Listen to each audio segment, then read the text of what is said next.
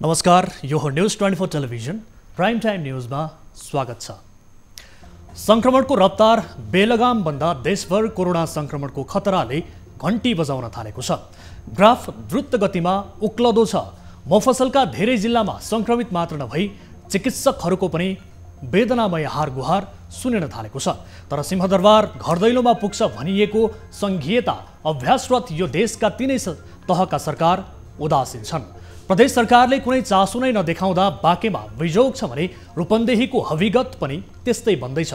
वीरगञ्ज फेरि पुरानै जोखिमको डिलमा उभिँदा पनि अस्पताललाई अपडेट राख्ने काम भने हुन सकेको छैन। त्यसमाथि काठमाडौँ उपत्यकाको पनि अब कठिन दिन सुरु भएको संकेत प्राप्त भइसक्दा सरकार निष्प्रभावी देखिन्छ। कोरोनाको कहाली बीच उता सत्तारूढ नेकपा एमाले र प्रमुख प्रतिपक्षी नेपाली कांग्रेस महाधिवेशनको मिति जुराउने प्रयासमा लागिरहेका छन्। महाविनाशकारी भूकम्पको 6औं वर्ष पुग्दा पुनर्निर्माणका धेरै कामहरू बाँकी रहेको सँगसँगै फेरि विश्वलाई नै त्रसित बनाउने गरी 1 घण्टासम्म हावामा जीवित रहने कोरोना भाइरसको नयाँ स्ट्रेन श्रीलङ्कामा फेला परेको समाचार पनि बुलेटिनको महत्त्वमा छन्। अब प्राइम टाइम न्यूजका हेडलाइन्स। थप 3122 जनामा कोरोना संक्रमण पुष्टि। उपत्यकामा मात्र 1000 भन्दा बढी संक्रमित। सावधानी अपनाउन सरकारको अपील।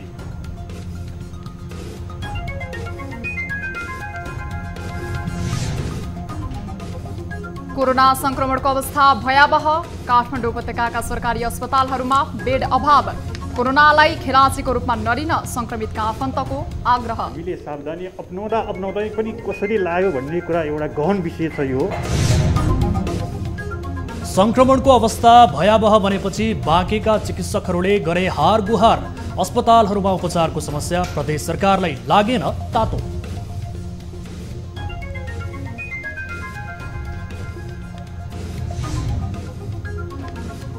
विनाशकारी भूकम्प गएको 6 वर्ष पुरा।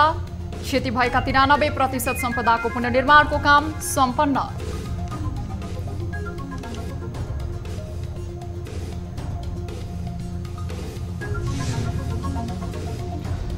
र श्रीलङ्कामा अहिलेसम्मकै खतरनाक मानिने कोरोनाको नयाँ स्ट्रेन फेला। हावामा 1 घण्टा बाँच्न सक्ने चिकित्सकहरूको भनाइ।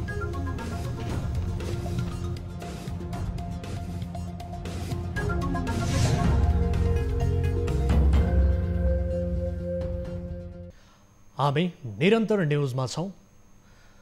पछिल्लो 24 घण्टामा नेपालमा थप 3122 जनामा संक्रमण पुष्टि भएसँगै कोरोना संक्रमितको कुल संख्या 3 लाख नागेको छ। 9292 जनाको पीसीआर परीक्षण गर्दा 3032 जनामा कोरोना संक्रमण देखिएको हो। यस्तै 756 जनाको एन्टिजेन परीक्षण गर्दा 90 जनामा संक्रमण देखिएको छ। काठमाडौँमा सबैभन्दा धेरै संक्रमित पहिचान भएका छन्। काठमाडौँमा 1132 जना संक्रमित देखिएका छन् भने ललितपुरमा 270 र भक्तपुरमा 96 जनामा संक्रमण पुष्टि भएको छ। हाल देशभर 19382 सक्रिय संक्रमित रहेकोमा 252 जना संक्रमित आइसियुमा र 35 जना भेन्टिलेटरमा रहेको स्वास्थ्य मन्त्रालयले जनाएको छ। त्यस्तै पछिल्लो 24 घण्टामा 16 जना कोरोना संक्रमितको मृत्यु भएको मन्त्रालयले जनाएको छ। यो सँगै नेपालमा कोरोनाबाट मृत्यु हुनेको संख्या 3164 पुगेको छ। पछिल्लो साताभन्दा नेपालमा संक्रमितको दरमा वात्तै वृद्धि भएको छ। विश्वमा 10% दरले संक्रमित बढ्दा नेपालमा गत साताभन्दा 241%ले संक्रमित बढेको मन्त्रालयले जनाएको छ। स्वास्थ्य तथा जनसङ्ख्या मन्त्रालयले कोरोना संक्रमण रफ्तारमा फैलिरहेका बेला उपचारका लागि अस्पतालमा ठाउँ अभाव हुने चेतावनी दिएको छ। मन्त्रालयले विज्ञप्ति जारी गर्दै संक्रमण फैलिन नदिन आफै सचेत हुनुपर्ने पनि सुझाव दिएको छ। विज्ञप्तिमा अहिलेकै दरमा कोरोना संक्रमितको संख्या थपिएमा केही दिनभित्रै अस्पतालमा बिरामी राख्ने ठाउँ समेत नहुने जनाएको हो। संक्रमणको चक्रलाई रोक्न नसकिए अवस्था भयावह हुने मन्त्रालयको चेतावनी छ।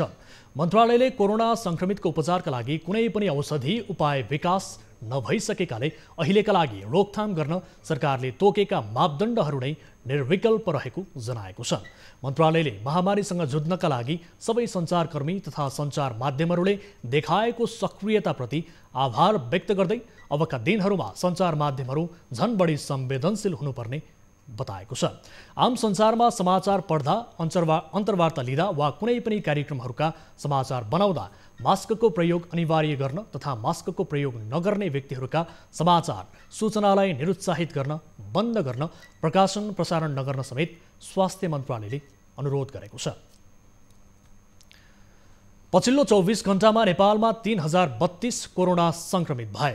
एक सातामा 3 गुणा कोरोना संक्रमित पहिचान भएपछि अस्पतालका सामान्य बेडदेखि आइसियु र भेन्टिलेटर भरिएका छन्।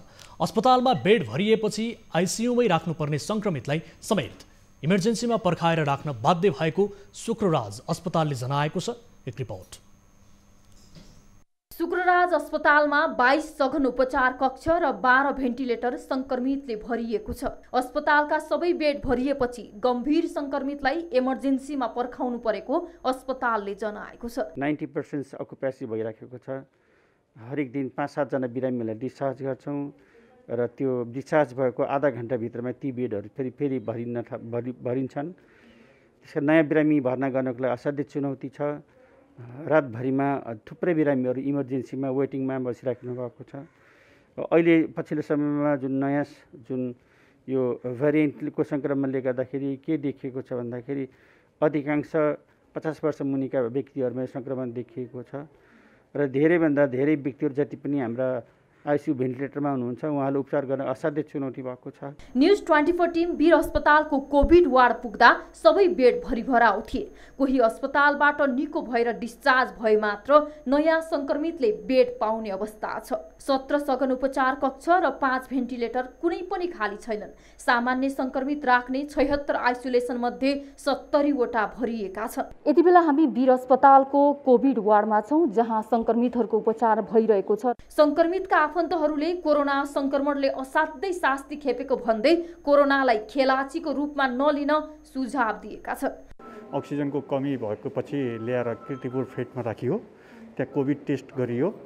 कोभिड टेस्ट गर्दाखेरि पोजिटिभ आयो र अब हामीले सावधानी अपनाउँदै पनि कसरी लाग्यो भन्ने कुरा एउटा गहन विषय छ यो। र यो अब हामी त कोभिडबाट पीडित भयौँ। आगामी दिनहरूमा अब नेपाली अथवा विदेशी सबै सम्पूर्ण व्यक्तिहरू यो कोभिडबाट सुरक्षित हुनुहोला र जुन सरकारी निर्देशन छ, त्यो स्वास्थ्य मन्त्रालयको निर्देशन छ, त्यो निर्देशन अनुसार चल्नुहोला र आफू पनि सुरक्षित हुनुहोला, अरूलाई पनि सुरक्षित बनाउनु होला। गत केही हप्तादेखि नेपालमा कोरोना संक्रमणको अवस्था यति भयावह अवस्थामा बढेको छ कि अब भारतकै जस्तो अवस्था आउने संकेत देखाइसकेको छ। अस्पतालका बेडहरू भरिन थालिसकेका छन्। यदि कोही संक्रमित भयो भने अब अस्पतालमा बेड पाउन मुस्किल छ भनेर अस्पतालले नै भनिरहेको अवस्था छ।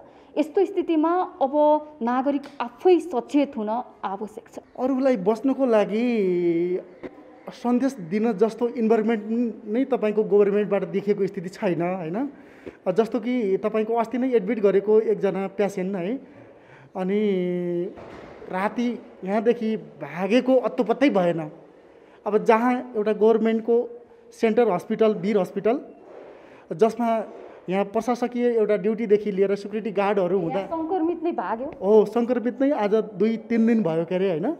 अनि ऊ भागेको अत्तोपत्तै भएन। उसको कहाँको मान्छे हो? ऊ काठमाडौँ निवासी नै हो र उसको गार्जियन चाहिँ अलिकति भरपर्दो गार्जियन रहेनछ भन्ने कुरा बुझियो। शुक्रराज अस्पताल टेकु, वीर पाटन त्रिवी शिक्षण सशस्त्र प्रहरी बल अस्पताल, निजामती अस्पताल कोरोना संक्रमितले भरिएका छन्। काठमाडौँ उपत्यका बाहिरका मुख्य शहरका अस्पतालको हालत पनि उस्तै छ। चिकित्सकहरूले विगतमा भन्दा अहिले संक्रमित गम्भीर हुने क्रम बढेको बताएका छन्। उनीहरूले अहिले फैलिएको संक्रमणलाई हल्का रूपमा नलिन आग्रह गरेका छन्। साबुन पानीले मिची हात धोइराखेको छु। अनावश्यक काम नपरिकन म बाहिर जादिनँ।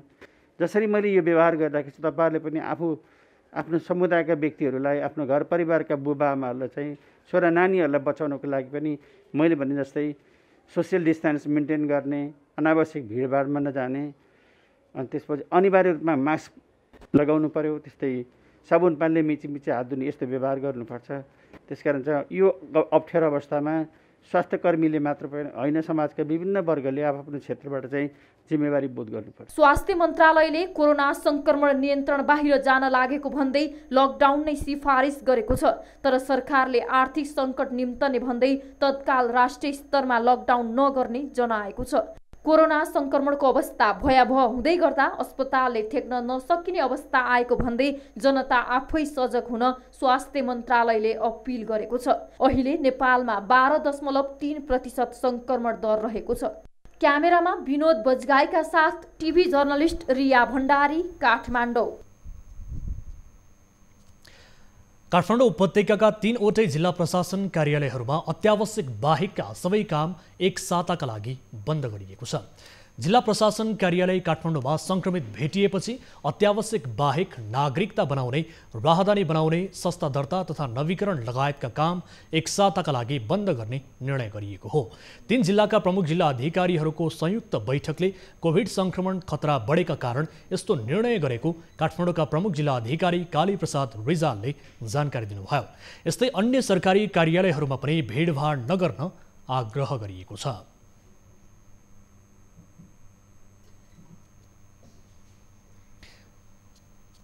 कोभिड-19 सङ्कट व्यवस्थापन केन्द्र सीसीएमसीले सोमबारदेखिका सबै परीक्षा स्थगित गर्न सिफारिस गरेको छ। आइतबार बसेको बैठकले सोमबारदेखि हुने सबै तहका परीक्षा स्थगित गर्न सिफारिस गरेको हो। यो सिफारिस अनुसार अब विद्यालय, क्याम्पसका सबै परीक्षाहरू स्थगित हुनेछन्। यसअघि मन्त्री परिषद बैठकले चालू रहेको परीक्षा नरोक्ने निर्णय गरेको थियो, तर परीक्षाका नाममा भिडभाड भएको र कक्षा सञ्चालन भएको भन्दै सीसीएमसीले सबै परीक्षा रोक्ने निर्णय गरेको जनाइएको छ। हामी निरन्तर न्यूजमा छौं। राज्य व्यवस्था समितिले कोरोनाका कारण प्रभावित हुन सक्ने र जीवनसँग प्रत्यक्ष सरोकार राख्ने विषयको अनुगमन गर्ने निर्णय गरेको छ।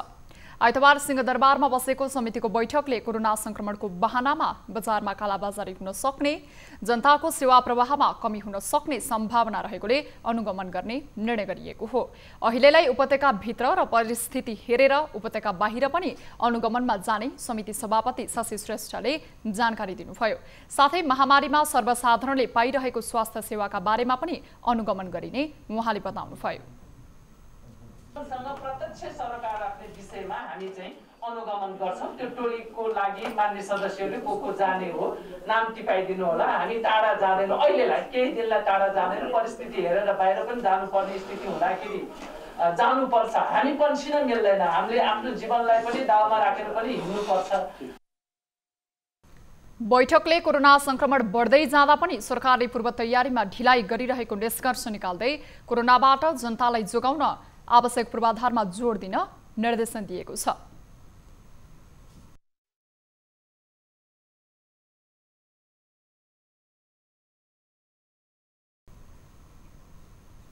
बाँकेको नेपालगञ्जमा कोरोना संक्रमितको संख्या रफ्तारमा बढेको छ। दैनिक 100 भन्दा बढी संक्रमण पुष्टि भएको बाँकेमा हालसम्म 7,703 पुगेको स्वास्थ्य मन्त्रालयको तथ्याङ्क छ। दैनिक 100 भन्दा बढीका दरले संक्रमित बढिरहेका छन्। अधिकांश संक्रमित गम्भीर रहेका छन्। चिकित्सकहरूले अस्पतालको बेड अभावसँगै स्वास्थ्य कर्मीहरू पनि अभाव रहेको बताउँदै हार गुहार गरेका छन्। न स्थानीय सरकार प्रभावकारी बन्न सकेको छ, न प्रदेश सरकारलाई तातो लागेको छ। एक रिपोर्ट। मुलुक संघीय प्रणालीमा छ। कोरोनाको यो महामारीमा प्रदेश सरकारहरू के गरेर बसेका छन्? राष्ट्रिय राजनीतिमा सम्म प्रभाव राख्ने लुम्बिनी प्रदेशका मुख्यमन्त्री शंकर पोखरेलले अहिलेसम्म अवस्था भयावह भन्दा पनि कुनै चासो दिएका छैनन्। नेपालगञ्जमा चिकित्सकहरूले गुहार माग्दा प्रदेश सरकारले के गर्दैछ?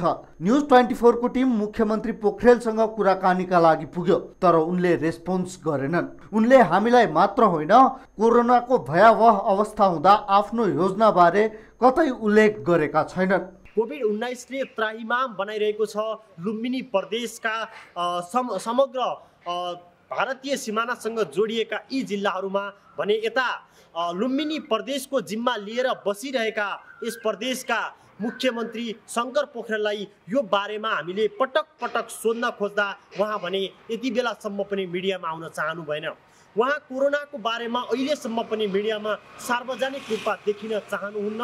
यसैगरी न यो प्रदेशका सामाजिक विकास मन्त्री अर्थात् स्वास्थ्य मन्त्रालयको जिम्मा पाइरहेका मन्त्री बोल्छन्, न त यो प्रदेशका मुख्यमन्त्री। हामी प्रदेशको स्वास्थ्य क्षेत्रको समेत जिम्मेवारी सम्हालेको सामाजिक विकास मन्त्री कल्पना पाण्डेसँग पनि सम्पर्क गर्ने कोसिस गर्यौं, तर उनी सम्पर्कमा आइनन्। सामाजिक विकास मन्त्रालयले स्वास्थ्य मापदण्ड पालना गर्नुभन्दा बाहेक अस्पतालहरूले धान्न नसक्ने अवस्थामा अर्को व्यवस्थाबारे प्रदेश सरकारले योजना नै बनाएको छैन।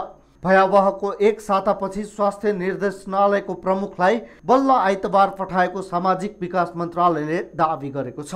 नेपालगञ्जको अवस्थामा हिजो त्यहाँबाट हामीलाई केही रकम प्रदेश सरकारसँग रकम माग गर्ने भनेर निर्णय प्राप्त भएको छ। हामी त्यस दिशामा कार्यरत छौँ र हाम्रो स्वास्थ्य निर्देशक स्वास्थ्य मन्त्रालयको उच्च अधिकृत सहितको टोली अब त्यहाँ जानेछ। सायद भोलि एउटा मिटिङ हुन्छ। बाँके स्थित भेरी अस्पतालमा 142 जना कोभिड बिरामी राख्ने क्षमता छ, तर 200 भन्दा बढी संक्रमित नाघेका छन्। कोरोनाको लागि बाहेक अन्य रोगको उपचारका लागि छुट्याइएका वार्डहरूमा अक्सिजन जडान गरेर संक्रमितको उपचार गरिएको छ। सास फेर्न गाह्रो भएर अक्सिजन जडान गरेका सबै संक्रमितले नर्स र डाक्टरको सेवा पाउने अवस्था छैन। विनाशकारी भूकम्प गएको 6 वर्ष पुरा हुँदा 93% पुनर्निर्माणका काम सकिएको छ। बाँकी रहेका संरचनाको पुनर्निर्माणको काम पनि यसै आर्थिक वर्षभित्र सम्पन्न गर्ने राष्ट्रिय पुनर्निर्माण प्राधिकरणको लक्ष्य छ। एक रिपोर्ट।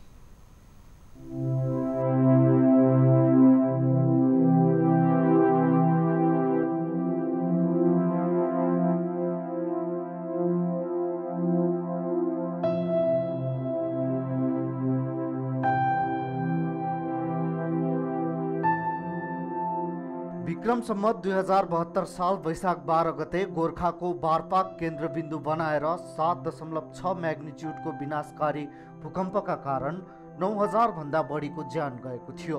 18,000 भन्दा बढी घाइते भएका थिए। भूकम्पबाट काठमाडौँ उपत्यका सहित 14 जिल्ला अति प्रभावित बने। त्यसको प्रत्यक्ष असर 31 जिल्लामा पनि परेको थियो। भूकम्पले निजी तथा सरकारी गरेर करिब 9 लाख भवन काम नलाग्ने गरेर भत्किएको थियो।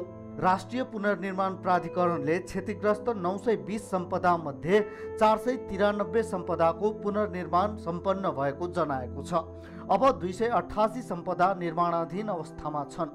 जानकारहरूले पनि पुनर्निर्माणको काम सकारात्मक भएको बताएका छन्। ती घरहरू जुन भविष्यमा आउने भूकम्पमा चाहिँ भत्किन्छन्, ती घरहरूलाई बनाउँदाखेरि जति खर्च लाग्छ त्यसको 1/3 खर्चमा हुने भएको हुनाले गर्दाखेरि यत्रै ठुलो भूकम्पको कुरा विचार गर्ने हो भनेदेखि त जति खर्च लाग्छ पुनर्निर्माणमा त्यति खर्च गर्ने हो भनेदेखि ग्रामीण क्षेत्रका सबैजसो घरहरू नेपालका प्रबलीकरण भइसक्छन्। राष्ट्रको मुख्य प्रशासनिक भवन सिंहदरबारको उत्तर, दक्षिण र पूर्वी भाग प्रबलीकरण भई गत फागुन 3 गते उद्घाटन गरियो। धरहरा, रानी पोखरी लगायतका सम्पदा निर्माण सम्पन्न भएका छन्। केशर महल, बबर महल, बाल मन्दिर, नारायण हिटी संग्रहालय क्षेत्रमा रहेको रणोदीप दरबार लगायतका पुरातात्विक महत्त्वका दरबारको जीर्णोद्धार जारी छ। यस्तै भूकम्पबाट क्षतिग्रस्त कुल 7,553 विद्यालय मध्ये 83% विद्यालयको पुनर्निर्माण सम्पन्न भएको छ। हाल बाँकी 17% विद्यालय पुनर्निर्माण भइरहेको छ। यस्तै अनुदान सम्झौता गरेका 8,11,754 लाभग्राही मध्ये घर पुनर्निर्माण सुरु गरेका कुल लाभग्राहीको संख्या 7,53,104 रहेको र उक्त संख्या 93% हुने प्राधिकरणले जनाएको छ। सरकारले भूकम्पबाट क्षति भएको संरचनाको पुनर्निर्माणका लागि 938 अर्ब खर्च हुने अनुमान गरेको थियो। सरकारको आन्तरिक हिसाबले हेर्दा 488 अर्ब लागत हो, जसमध्ये 357 अर्ब खर्च भइसकेको छ। 55 अर्ब यो आर्थिक वर्षमा खर्च गर्ने प्राधिकरणको लक्ष्य थियो। नेपाली कांग्रेसले बहुमत पुग्ने अवस्था नभएसम्म प्रधानमन्त्री केपी शर्मा ओली विरुद्ध अविश्वासको प्रस्ताव नल्याउने भएको छ। कांग्रेस सभापति शेरबहादुर देउवा निवास बुढानीलकण्ठमा आइतबार बसेको पदाधिकारी तथा पूर्व पदाधिकारीको बैठकले बहुमत पुग्ने अवस्थामा मात्र प्रधानमन्त्री विरुद्ध अविश्वासको प्रस्ताव ल्याउने निर्णय गरेको हो। बैठकपछि कांग्रेस उपसभापति विमलेन्द्र निधिले अविश्वासको प्रस्तावका लागि अहिलेसम्म संख्या नपुगेको बताउनुभयो। निर्णय हो कि प्रधानमन्त्रीले राजीनामा दिनुपर्दछ र नेपाली कांग्रेसको नेतृत्वमा सरकार बनाउने पहल गर्दछौँ भनेर भनेका छौँ। पहल त हाम्रो भइरहेकै थियो, अहिले पनि छ। तर पहल गर्दाखेरि जुन सङ्ख्या पुग्नुपर्ने त्यो सङ्ख्या हामीसँग पुगिरहेको छैन। सङ्ख्या नपुग्दाखेरि, सङ्ख्याको रूपमा ग्यारेन्टी नहुँदाखेरि त्यत्तिकै अविश्वास प्रस्ताव दर्ता गर्नु तपाईँको बुद्धिमानी हुँदैन। बैठकले नेपालमा अन्य देशबाट खोप ल्याउनका लागि अन्य देशसँग आग्रह गर्ने निर्णय गरेको छ। यस्तै पदाधिकारीको बैठकले सोमबारका लागि तय भएको केन्द्रीय समितिको बैठक स्थगित गरेको छ। सोमबार केन्द्रीय सदस्यहरूको कोभिड परीक्षण गर्ने र बुधबार बैठक बस्ने काङ्ग्रेसको तयारी छ। न्युजहरू अझै बाँकी नै छन्, अहिलेलाई ब्रेक।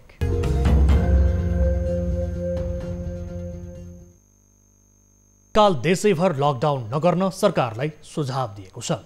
नेकपा एमालेका प्रवक्ता प्रदीप गेवालीले देशभर लकडाउन नगर्ने तर स्थानीय तहहरूले अवस्था हेरेर निश्चित क्षेत्रमा लकडाउन गर्न सक्ने बताउनुभयो। आइतबार एमालेको 10औं महाधिवेशन आयोजक कमिटीको बैठकपछि प्रवक्ता गेवालीले अर्थतन्त्र भर्खर तङ्ग्रिन थालेकाले अहिले नै देशैभर लकडाउनको अवस्था नरहेको बताउनुभयो। उहाँले महाधिवेशन आयोजक कमिटीको बैठकले कोरोना विरुद्धको लडाईँमा खटिन नेता कार्यकर्तालाई निर्देशन दिएको जानकारी दिनुभयो।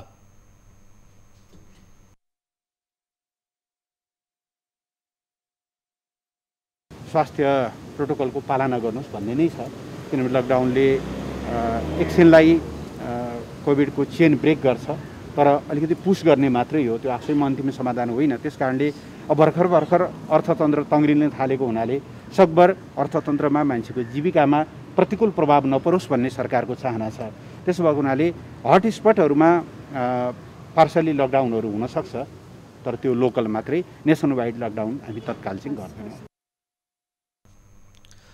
बैठकले पार्टीभित्र समानान्तर गतिविधि गर्दै आएका माधव कुमार नेपाल, झरनाथ खनाल समूहका सांसदलाई तत्काल कारबाही नगर्ने भएको छ।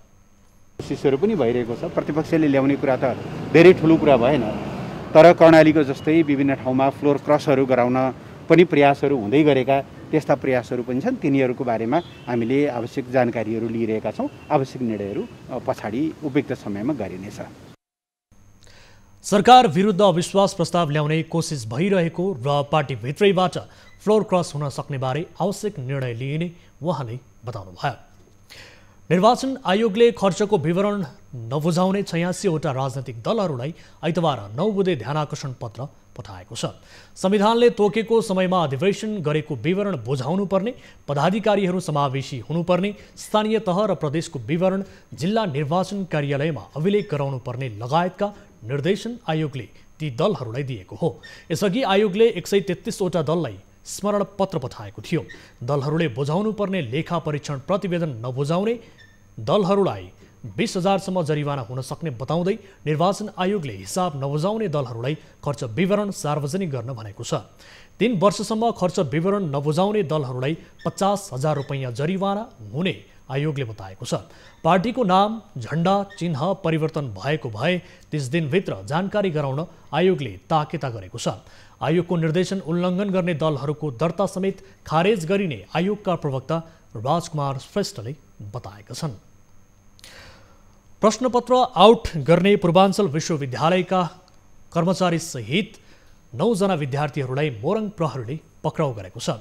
गत वैशाख 3 गते पूर्वाञ्चल विश्वविद्यालयले लिन लागेको BE सेकेन्ड सेमेस्टरको फिजिक्स विषयको प्रश्नपत्र आउट गर्ने परीक्षा व्यवस्थापन कार्यालयका कार्यालय सहायक कोमल प्रसाद गौतम सहित 9 जनालाई पक्राउ गरी मुद्दा चलाइएको छ। परीक्षा हुनुभन्दा अघि नै प्रश्नपत्र आउट भएको सूचना आएपछि पूर्वाञ्चल विश्वविद्यालय परीक्षा व्यवस्थापन कार्यालयको अनुरोधमा प्रहरीले छानबिन सुरु गरेको थियो। प्रारम्भिक अनुसन्धानमा परीक्षा व्यवस्थापन कार्यालयका कार्यालय सहायक गौतमको संलग्नतामा गोपाल कार्कीले 80,000 रुपैयाँमा प्रश्नपत्र आउट गरेको बताइएको छ।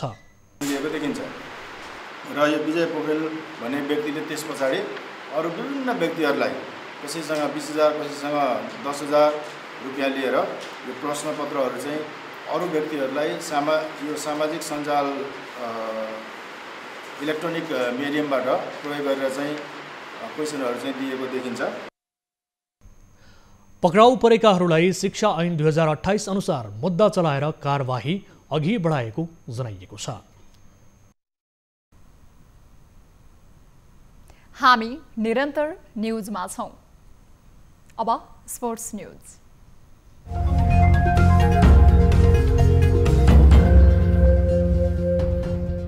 विराटनगर एफसीले पहिलो संस्करणको नेपाल सुपर लिग NSL फुटबलमा शानदार जित हासिल गरेको छ। आइतबार भएको आफ्नो पहिलो खेलमा विराटनगरले धनगढी एफसीमाथि 3-0 को शानदार जित हासिल गरेको हो। त्रिपुरेश्वर स्थित दशरथ रङ्गशालामा भएको खेलमा विराटनगरलाई जित दिलाउन विक्रम थिमाल, एडिलाजा सोमिले र सन्तोष तामाङले एक गोल गरे। विराटनगरले पहिलो हाफमा 1 र दोस्रो हाफमा 2 गोल गरेको थियो। खेलको 16औं मिनेटमा विक्रमले गोल गर्दै टोलीलाई अग्रता दिलाएका थिए। खेलको 57औं मिनेटमा सोमिडेले गोल गर्दै विराटनगरलाई 2-0 को अग्रता दिलाए। त्यसपछि खेलको 69औं मिनेटमा सन्तोषले गोल गर्दै विराटनगरलाई 3-0 को जित दिलाए। जितसँगै विराटनगरले पहिलो खेलमै महत्त्वपूर्ण 3 अङ्क जोडेको छ। धनगढीले भने हारबाट प्रतियोगिताको सुरुवात गरेको छ।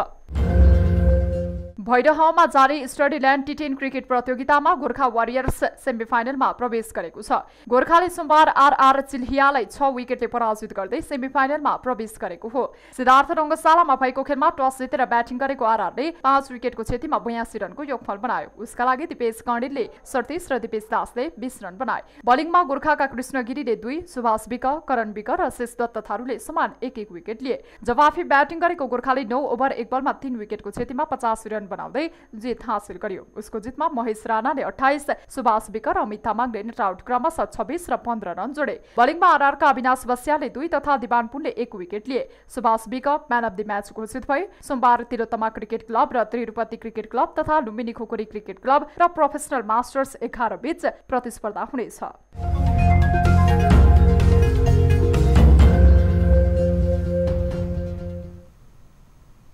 अब इन्टरनेशनल न्यूज।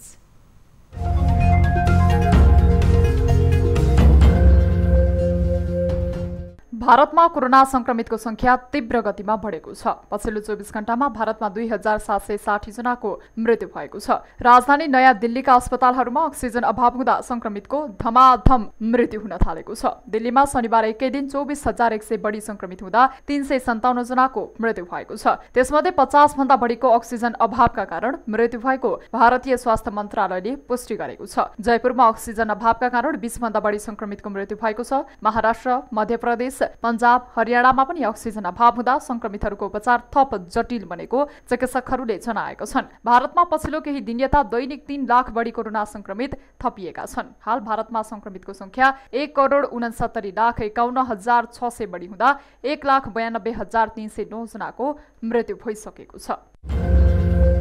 कोरोना भाइरसको दोस्रो लहर विश्वभर व्यापक फैलिरहेका बेला श्रीलङ्कामा अहिलेसम्मकै खतरनाक मान्ने कोरोनाको नयाँ स्ट्रेन फेला परेको छ। यो नयाँ स्ट्रेन एयरबोर्न अर्थात् हावामा बाँच्न सक्दछ र यसले हावालाई संक्रमण तुल्य बनाउँछ। स्वस्थ व्यक्ति संक्रमित व्यक्तिसँग प्रत्यक्ष सम्पर्कमा नआए पनि यो भाइरस हावामा फैलिन्छ र अन्यलाई पनि संक्रमित तुल्याउन सक्छ। इन्डिया टुडेका अनुसार श्रीलङ्काले इम्युनोलोजिस्टले यो नयाँ स्ट्रेन 1 घण्टासम्म हावामा बाँच्न सक्ने र कयौंलाई संक्रमित तुल्याउन सक्ने बताएका छन्। नयाँ स्ट्रेन फेला परेपछि स्वास्थ्यकर्मीलाई थप चिन्ता परेको छ। श्रीलङ्कामा गत साता नववर्षको उत्सव मनाउँदा भएको भिडभाडका कारण नयाँ भेरिएन्ट द्रुत गतिमा फैलिरहेको त्यहाँका स्वास्थ्य अधिकारीहरूले बताएका छन्। साथै थप सतर्कता आवश्यक रहेको पनि उनीहरूको ठहर छ।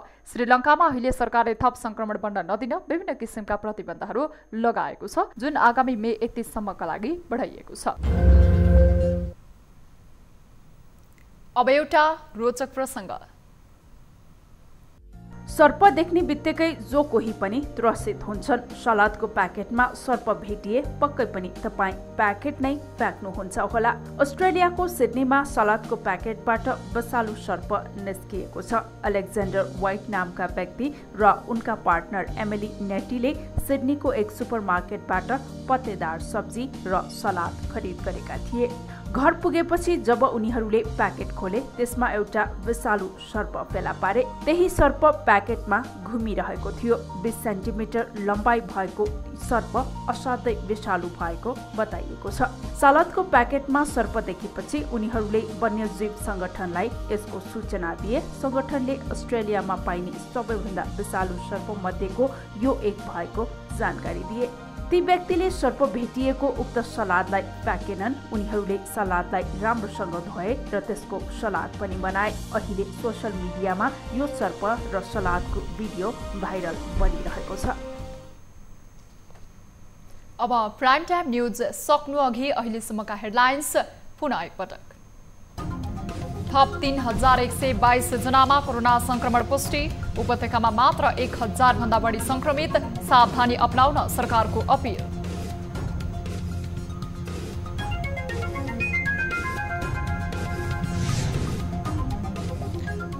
कोरोना संक्रमणको अवस्था भयावह। काठमाडौँ उपत्यकाका सरकारी अस्पतालहरूमा बेड अभाव। कोरोनालाई खेलाचीको रूपमा नलिन संक्रमितका आफन्तको आग्रह। सावधानी अपनाउँदै पनि कसरी लाग्यो भन्ने कुरा एउटा गहन विषय छ यो। संक्रमणको अवस्था भयावह बनेपछि बाँकेका चिकित्सकहरूले गरे हारगुहार।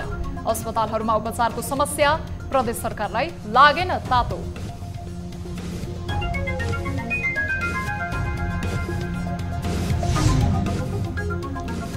विनाशकारी भूकम्प गएको 6 वर्ष पुरा।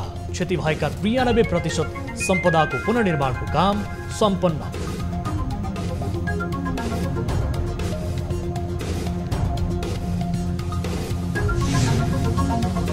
र श्रीलङ्कामा अहिलेसम्मकै खतरनाक मानिने कोरोनाको नयाँ स्ट्रेन फेला। हावामा 1 घण्टा बाँच्न सक्ने चिकित्सकको भनाइ।